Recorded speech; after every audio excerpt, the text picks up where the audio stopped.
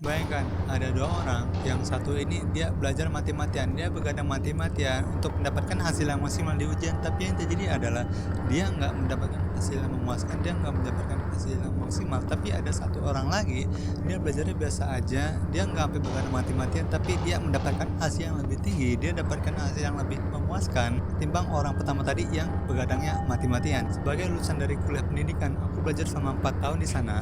Dan aku nemuin ada perbedaan cara belajar yang mana yang si orang tadi yang ada belajar mati-matian tapi hasilnya nggak maksimal, dan ada yang belajarnya biasa aja tapi hasilnya itu maksimal banget. Karena orang yang belajar biasa aja dia tuh belajar lebih pintar bukan lebih keras. Dan sampai sini kamu mungkin bertanya bahwa bagaimana caranya agar kamu bisa belajar lebih pintar dan bukan lebih keras. Apa aja tekniknya kalau kamu pengen belajar lebih pintar dan juga bukan belajar lebih keras? Gimana caranya beralih dari metode belajar yang tadinya mati-matian jadi belajar yang biasa aja namun hasilnya maksimal banget? Maka dari itu, pada video kali ini aku akan bahas itu semua sehingga kamu bisa belajar lebih cerdas dan bukan lebih keras. Halo semuanya, aku Rizky Sudono, seorang productivity storyteller dan juga lulusan S1 pendidikan di salah satu kampus di Bekasi. Di channel ini biasanya aku ngomongin seputar productivity, oleh karena itu kalau kamu pengen lebih produktif, pastiin kamu tonton video ini sampai habis. Dan hal pertama yang bisa kamu lakukan untuk menjadi belajar lebih cerdas daripada belajar lebih keras adalah kamu rapikan meja belajar kamu. Apa maksudnya? Ya maksudnya ketika kamu belajar, kamu sekitarnya diperhatiin, jangan cuma belajar, tapi kamu perhatikan apakah meja belajar kamu itu rapi ataupun sebaliknya, karena ini sangat berpengaruh banget dari cara belajar kita. Karena dengan meja belajar yang berantakan, pikiran kamu akan ikut berantakan, dan yang hasilnya apa? Dengan pikiran kamu yang berantakan, kamu akan susah fokus. Kenapa? Karena dikit-dikit kamu ngeliat sampah, dikit-dikit kamu ngeliat hal-hal yang berantakan, dikit-dikit kamu terdistraksi oleh apapun itu, dan hasilnya kamu bisa lebih banyak habisin waktu di main sosial media karena kamu anggap itu adalah hal yang mager-mageran. Kamu terbawa untuk mager karena kamu terbawa untuk mager, ya sesimpel meja kamu kurang rapi. Dan untuk merapikan meja belajar ini kamu nggak perlu tiap hari, kamu bisa melakukan hal ini sebagai gimana yang aku lakukan. Aku itu ketika meja belajar aku berantakan, paling nggak aku melakukan perbaikannya, aku melakukan rapi-rapinya selama 3 hari sekali mungkin, yang mana aku pikir oh meja aku udah kurang enak nih, aku udah kurang nyaman melihat meja aku, nah aku langsung rapikan meja tersebut. Nggak perlu tiap hari, tapi kalau kamu rajin, kamu mau tiap hari juga nggak masalah. Yang penting apa? Kamu jaga meja kamu supaya tetap rapi, supaya tetap nggak berantakan, karena ini akan membuat fokus kamu juga berantakan ketika meja kamu berantakan. Itu yang pertama yang bisa kamu lakukan, karena orang-orang yang belajar lebih cerdas itu cenderung melakukan hal tersebut, cenderung merapikan mejanya sehingga fokusnya itu gampang untuk fokus, nggak gampang untuk buyar dan terdistraksi oleh apapun itu. Yang kedua yang bisa kamu lakukan adalah untuk belajar lebih cerdas dan bukan lebih keras adalah berikan jeda dalam belajar. Jadi dia bukan seharian belajar terus, enggak. Orang yang pinter itu rata-rata dia memberikan jeda, dia break dulu, dia ada jeda istirahat. Seperti kalau kita tahu ada teknik Pomodoro yang mana kita 25 menit fokus belajar, 5 menit istirahat, 25 menit belajar, 5 menit lagi istirahat. Ulangi terus sampai 4 kali ataupun 2 jam, sampai kalau kamu sudah 2 jam yang kamu lakukan adalah kamu istirahat dulu 10 menit katakan, ataupun setengah jam, ataupun kamu istirahat se-enjoynya, yang mana dengan istirahat tersebut kamu bisa mengumpulkan energi kamu lagi, kamu gak panas otaknya karena kamu sudah berjam-jam belajar. Enggak, belajar yang banyak bagus, tapi ketika kita dipaksakan untuk melakukan hal-hal yang bukan kapasitas kita, yang terjadi malah sebaliknya, kita bukannya materinya masuk tapi malah nggak masuk sama sekali. Oleh karena itu pastiin kamu berikan jeda dalam belajar. Maksudnya jeda juga termasuk tidur ya.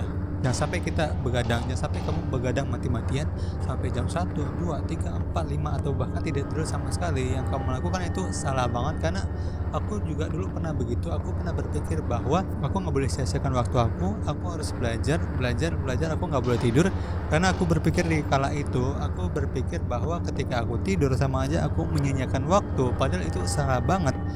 Yang mesti kita lakukan adalah kita kasih jeda dulu belajar kita kasih istirahat tubuh kita, yang mana dengan kembalinya energi kita nanti di besok hari kita bisa lebih produktif lagi. Karena kalau kamu bisa begadang sampai jam 1, 2, 3, 4 dan semacamnya, ketika kamu tidur ya kamu bisa banget untuk bangunnya jam 9, jam 10, yang mana biasanya kamu itu bangunnya jam 6 karena kamu begadang semalamnya, kamu kurang tidur, yang terjadi kamu bangunnya jam 10. Bukan cuma itu, di jam 11 sampai sehariannya aku bisa malas-malesan, aku bisa mager-mageran karena energi aku tuh kurang, tidur aku itu kurang, yang mana ini bisa kita antisipasi dengan yang tadi kita tidur di malam hari. Kalau kata dosen aku sering banget ngomong kalau kita itu tidur maksimal jam 11. Kalau udah jam 11 kita tutup materi kita tutup pembelajaran kita tutup apapun itu, kita tidur aja jam 11 karena itu tuh udah batas maksimal banget, yang mana kita lanjutin lagi besok paginya bisa kita lanjutkan dan mendapatkan tubuh kita lebih fresh lagi, lebih segar lagi karena kita sudah istirahat ataupun kita sudah memberikan jeda dalam pembelajaran kita. Yang ketiga, itu yang kedua, kamu berikan jeda kepada dirimu dalam belajar. Dan adapun yang ketiga adalah kamu makan kodoknya. Ini bukan kodok beneran ya, tapi ini istilah dari barat yaitu eat the frog, yang mana ketika kamu menulis to do list, kan kamu sudah tulis tuh, 1 kamu mau nulis ini, 2 mau baca buku ini, 3 mau bikin presentasi dan semacamnya. Intinya kamu satu hari tersebut kamu sudah tahu kamu mau ngapain aja, dan eat the frog adalah kamu fokus yang berat itu di awal waktu. Contoh, ketika di to-do list kamu paling berat adalah mengerjakan presentasi, maka kamu letakin presentasi tersebut, membuat presentasi tersebut di pagi harinya, jangan di sore harinya, jangan di malam harinya. Contoh lagi, kalau kamu tugas yang paling berat adalah mengerjakan skripsi, maka kamu kerjakan skripsi tersebut di pagi hari, di awal hari. Karena apa? Karena ini istilah eat the frog ini aku suka banget, yang mana kalau misalkan kamu meletakkan tugas yang berat di akhir waktu, yang mana kalau perbedaannya nih ya, kalau aku mengerjakan makalah di awal waktu, maka di akhir waktunya, di sore harinya, malam harinya aku bisa lebih santai, nggak memakai otakku lagi, nggak keras-kerasan lagi aku menggunakan otak, karena aku sudah menguras energi otakku di awal waktu tadi.